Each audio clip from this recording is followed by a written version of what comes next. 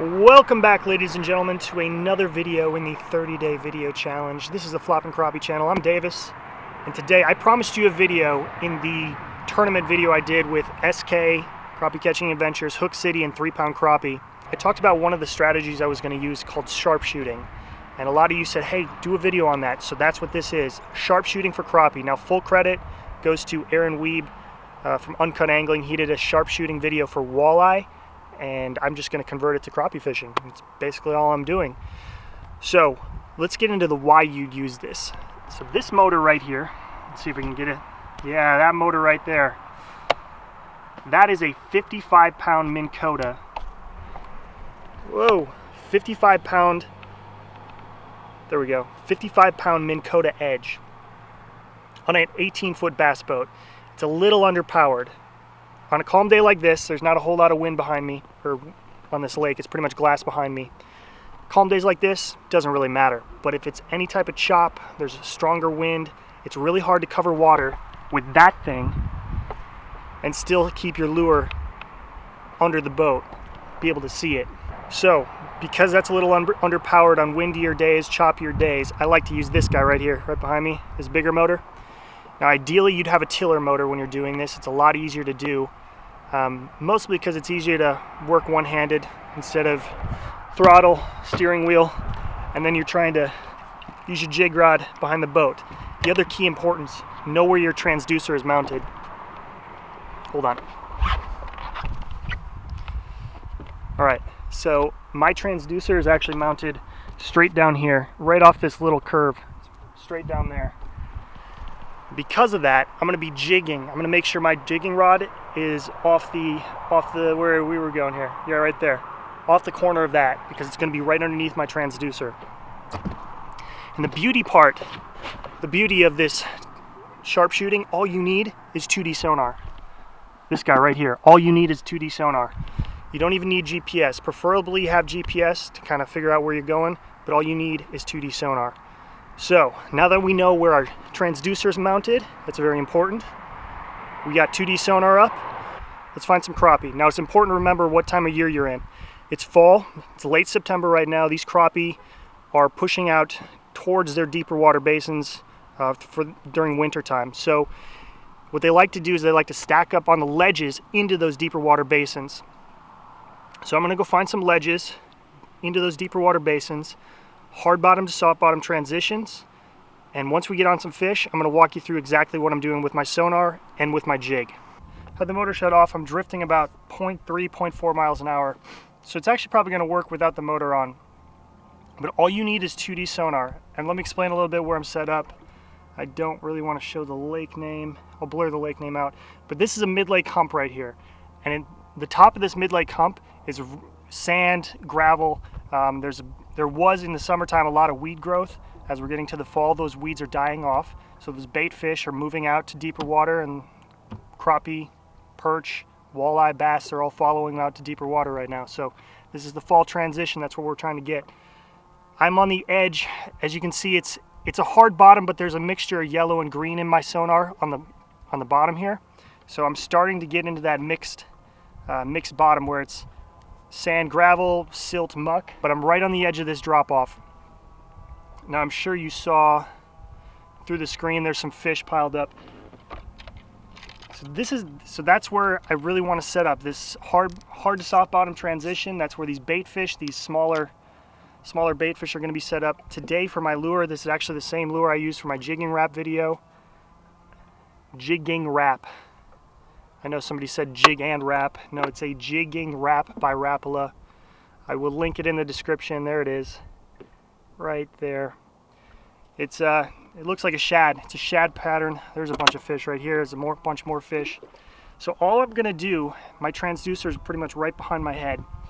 As I'm drifting over and I see fish on the sonar, and you're gonna have to have this real-time scope here. Okay, this on the right side, you see how it's blinking blue and green lines? That's real time, or virtually real time, within split second. And once you drop your lure right behind your sonar, you'll be able to pick your sonar up, or pick your lure up on your sonar. I might have to start the motor and go in reverse. One thing I want you to notice, once I do find it, this is a 2-inch jigging wrap. So you'll be able to find out exactly what a 2-inch bait or whatever size lure you're using. You can use a, if you're using an 1/8 ounce jig with a, like say a 2-inch plastic swim bait, maybe you're using lipless crankbaits. Ideally, you want some sort of heavier bait that falls really, really fast because you're going to be fishing in deeper water. And when you go over these fish, you're really going to want to be on top of them. There's a walleye. There's a walleye right there. Let's see if I can catch him. This is a big one. Walleye or smallmouth on the bottom. But you really want to have that bait drop right on top of them and get down there as fast as possible. Now I'm trying to catch the walleye, so I'm letting it sink down to the bottom and jigging it back up like I did in my there he is. Oh, that's a crappie. Didn't feel like a big one. He's not a big one. This guy was kind of right on the bottom. I must be getting up on the edge of this mid-lake hump right now. There's your crappie for you. Dink, dink. This is a deeper water crappie too. See how pale he is?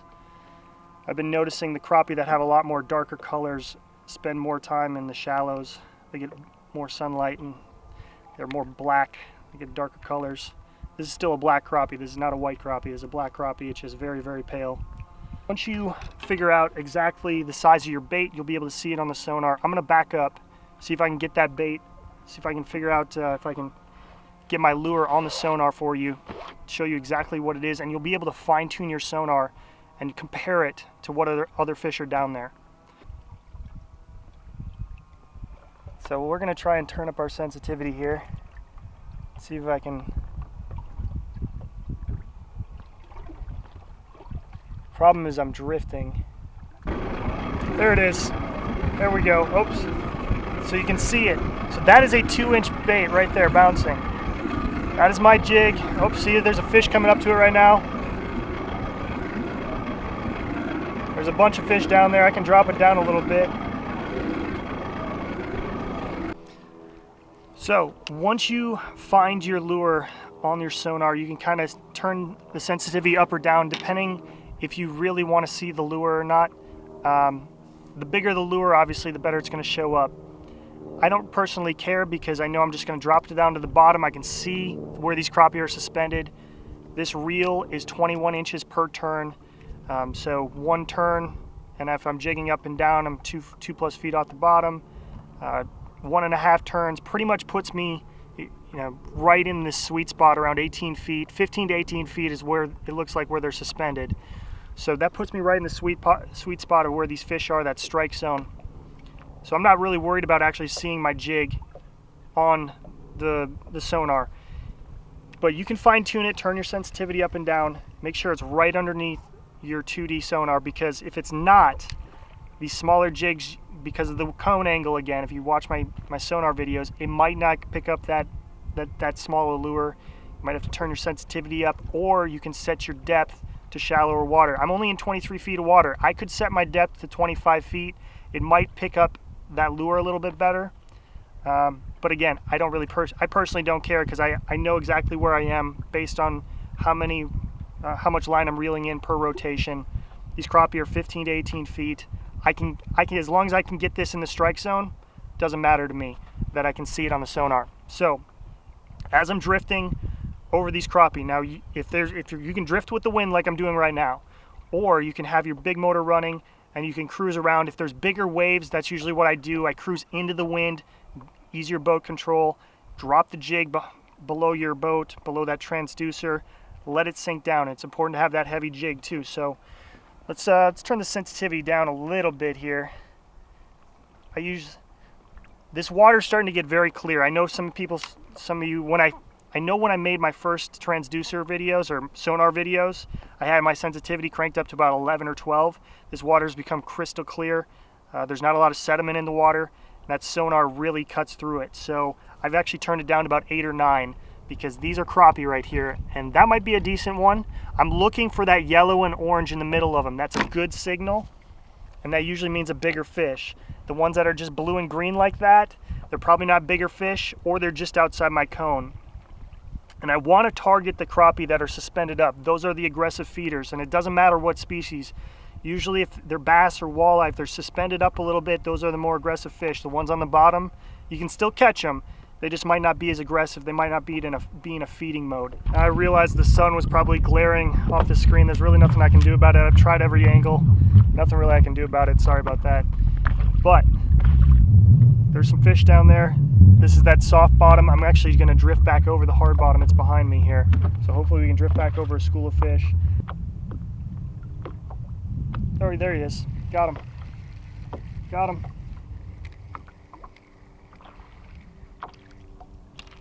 Well, this is a school of dinks. Just a dink fest here. Principle still holds true, okay?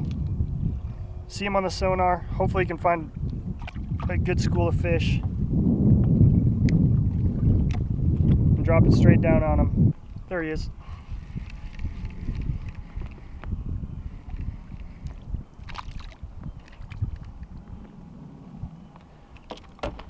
Well, that time, oh, there he is.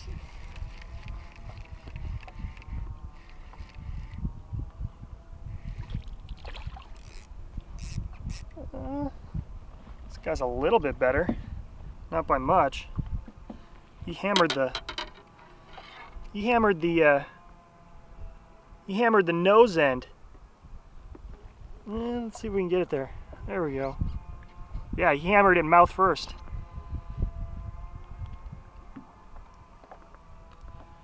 Not that big. We'll get him. We'll get him. Got him that time. They're dinks, but they're still fish. Same principle holds true. Even for slabs. These are not slabs. Not even close. Not even close. All right, so that's gonna wrap it up for me today. I know disappointing with the fish, but principle still holds true. Let's try that side. There we go. Whoa, whoa. Let's try that. But it's the same thing. 2D sonar. Something like that. Something like that right there. 2D sonar. Turn your sensitivity up if you really want to find your jig, if that's something you really want to do, and you can actually see your jig going up and down on that 2D sonar, and then see the fish kind of come up in the water column and hit it. Otherwise, just know how much you're reeling up in line per turn of your reel, and go straight to the bottom, reel it up. You'll be able to see where these fish are suspended, get in that strike zone, and ideally, if there's a lot, this is ideal for if you have a weaker trolling motor, if you got a tiller motor, and you really want to just cover some water. Troll around with your big motor. When you see fish, slam it in reverse. I didn't really want to crank up the big motor and slam it in reverse because the audio is not that great, but do that. Throw that jig down. Use some heavier jigs, some jigging wraps, some lipless crankbaits, 1/4 ounce or 1/8 ounce jig heads with some big swim baits, 2.5, 3-inch swim baits, something in that range. Throw it down, find your jig, and you'll be able to see what your jig looks like on the sonar, and then compare that to all the fish you're seeing. You'll be able to size those fish up. So for me, on this sonar, all these fish that are right here, this kind of blue-green or just the blue, those are all really, really small fish. I don't even want to target those fish. I'm looking for something that has something with a little bit of red or orange in it.